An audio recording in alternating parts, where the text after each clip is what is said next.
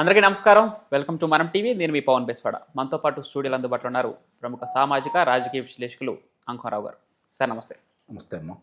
గత ప్రభుత్వ హయాంలో ఎవరైతే భ్రష్టు పట్టించారో టీటీడీ పరిపాలనా వ్యవస్థని, కల్తీ నెయ్యి వ్యవహారం కావచ్చు, టికెట్ల కుంభకోణం కావచ్చు, విఐపీల దర్శనం దగ్గర నుంచి ఊడ్చుకొని బతికేటువంటి అక్కడ స్వీపర్స్ విషయం దాకా అంతా భ్రష్టు పట్టించేసి ఆగం చేసినటువంటి ఆ పార్టీ నాయకులే, ఆ పార్టీ సోషల్ మీడియానే ఈరోజు టీటీడీ గత 3 నెలల్లోనే టీటీడీ గోశాలలో ఉన్నటువంటి ఒక 100 ఆవులు మృతి చెందినట్టు దుష్ప్రచారం సోషల్ మీడియాలో పెద్ద ఎత్తున చేస్తున్నాయి. అయితే దానికి టీటీడీ వివరణ ఇచ్చింది. కానీ గత ప్రభుత్వ హయాంలో వారే భ్రష్టు పట్టించిన ఆ వ్యవస్థని ఈరోజు వారే మళ్ళీ తిరిగి కూటమి ప్రభుత్వంపై విమర్శలు చేయడం అసలు ఏ విధంగా చూడాలి? వాళ్ళు ఇంకా అబద్ధాన్ని ప్రజలతో నమ్మించే ఆ ప్రయత్నాన్ని అసలు మీ విశ్లేషణ ఏంటి సార్ ఆ ప్రయత్నం పైన? ముందుగా తిరుమల తిరుపతి దేవస్థానానికి సంబంధించింది, గోశాలకు సంబంధించిన విషయాల గురించి కనుక మనం ఒకసారి చూసుకుంటా ఉంటే, ఇప్పుడు ఎవరైతే మొన్న విధుల నుంచి తొలగించబడ్డ అధికారి ఉన్నాడో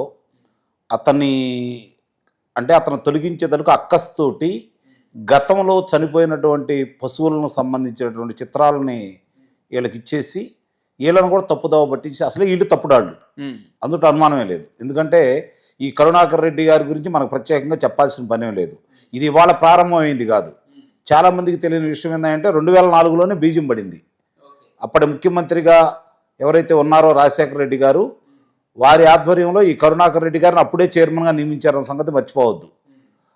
అప్పుడే బీజం పడింది. అక్కడ క్రైస్తవ మత ప్రచారం కావచ్చు, అక్కడ ద్వారాలు కూడా క్రైస్తవ ఆకారంలో, శిలువల ఆకారంలో నియమించడం కూడా కావచ్చు, అప్పటి నుంచే మొదలైంది ఇది భ్రష్టు పట్టించాలని.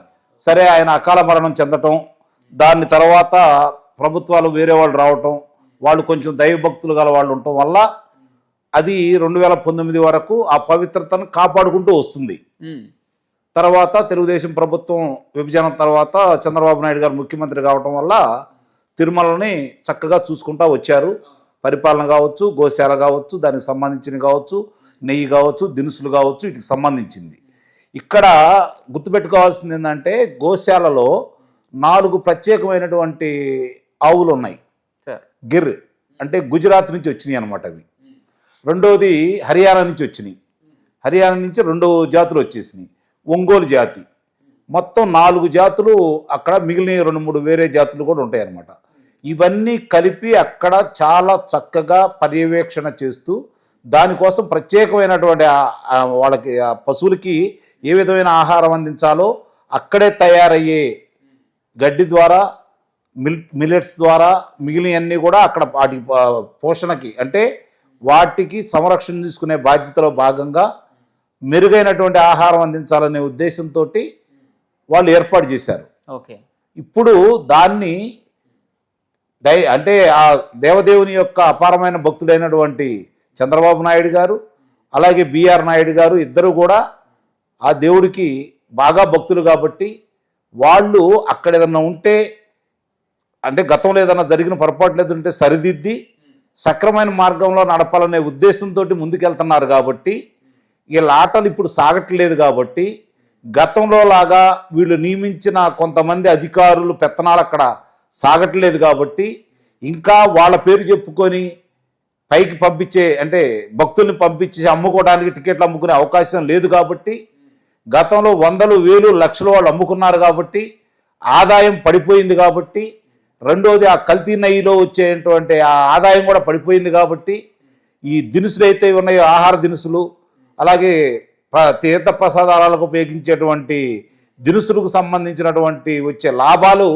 వాళ్ళు కోల్పోతున్నారు. కాబట్టి ఏం చేయాలో అర్థం కాక, దిక్కు తోచక ఈరోజు దాని మీద విష ప్రచారాలను చిమ్ముతూ కావాలని చెప్పని జరిగినవి జరగనట్టుగా, ఇప్పుడు అక్కడ మంచి జరుగుతుంటేనే ఏమి జరగట్లేదు అన్నట్టు, ఏమి జరగకపోయినా కూడా చెడు జరుగుతున్నట్టు చిత్రీకరించేసి కావాలని చెప్పని భక్తుల మనోభావాలను దెబ్బతీసి వాళ్ళు ఎటు అధికారం కోల్పోయారు. కాబట్టి హిందువులకి ఆరాధ్య దైవం ఉన్నటువంటి ఆ దేవదేవుడికి సంబంధించిన ఆ తిరుమల వెంకన్నను దర్శించుకునే భక్తుల్ని తగ్గించాలనే ఆలోచనతో వాళ్ళు చేస్తున్నటువంటిది దుష్ప్రచారం అనేది మాత్రం వాస్తవం. ఇక్కడ సార్, ఇక్కడ ఒక విషయం క్లియర్గా చెప్పండి.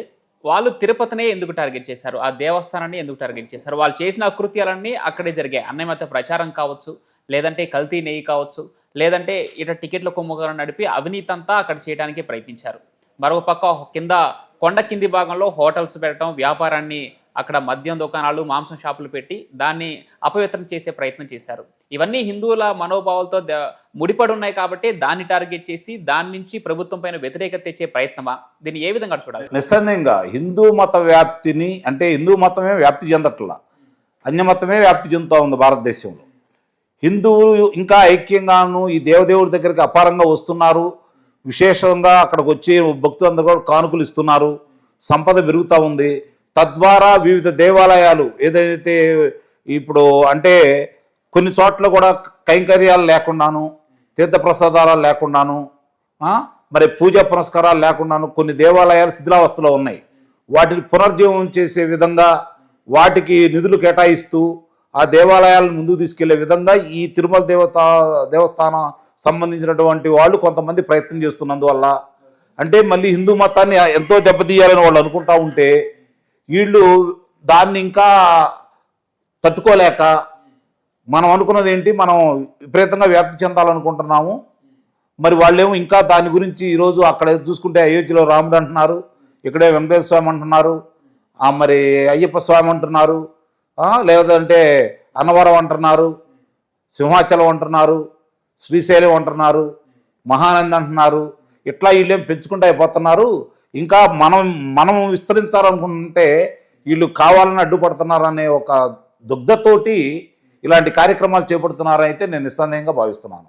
సార్, ఇక్కడ మొన్న చూసుకుంటే పాస్టర్ ప్రవీణ్ హత్య, ఆ విషయంలో కూడా రచ్చరచ్చ చేశారు. అసలు నిజాన్ని దాచిపెట్టి ఈ అబద్ధపు ప్రచారాలు ఎక్కువైపోయాయి, ఇది హత్య అంటూ. ఈ రోజున పోలీసులు వెల్లడించిన విషయాల్లో నిజం నిగ్గు తేలింది. అది హత్య కాదు, రోడ్డు ప్రమాదమే ప్రజలందరికీ తెలిసిపోయింది. ఇటు గోవులు చనిపోయిన విషయాన్ని కూడా ఎక్కడో తెచ్చిన ఫోటోలను తీసుకొచ్చి సోషల్ మీడియాలో అప్లోడ్ చేసి తెలుగు ప్రజలను నమ్మించే ప్రయత్నం చేశారు. మతాలపైనే వీళ్ళ టార్గెట్గా ముందుకెళ్తున్నారు. దీని ప్రకారం లా అండ్ ఆర్డర్ సమస్య సృష్టించే ప్రయత్నం చేయబోతుందా? ఇప్పుడు గతంలో ప్రాంతాల మధ్య విద్వేషాలు రగిల్చాలని ప్రయత్నం చేశారు, కులాల మధ్య విద్వేషాలు రగిల్చాలని ప్రయత్నం చేశారు. వాస్తవాన్ని 5 సంవత్సరాల వాళ్ళ పరిపాలనలో ప్రజలు గమనించారు కాబట్టి వాళ్ళు ఏ విధమైన పాచికలు వేసినా కూడా ప్రలోభాలకు వీళ్ళు గురి కాకుండా, ప్రభావితం కాకుండా సమర్థవంతంగా తమ చేతిలో ఉన్న ఓటు అనే ఆయుధంతో వాళ్ళ యొక్క ఆలోచన విధానాలన్నీ కూడా విచ్ఛిన్నం చేశారు. గమనించుకోండి, 3 రాజధానులు అని చెప్పని ప్రాంతాల మధ్య విద్వేషాలు తగ్గించాలని ప్రయత్నం చేశారు. కానీ మాకు అమరావతి ఏకైక రాజధాని చెప్పని అన్ని ప్రాంతాల వాళ్ళు ఆమోదించారు. గమనించుకోవాలి, ఇక్కడ అన్ని ప్రాంతాల వాళ్ళు ఆమోదించారు. అలాగే కులాల మధ్య చిచ్చు పెట్టాలని ప్రయత్నం చేశారు.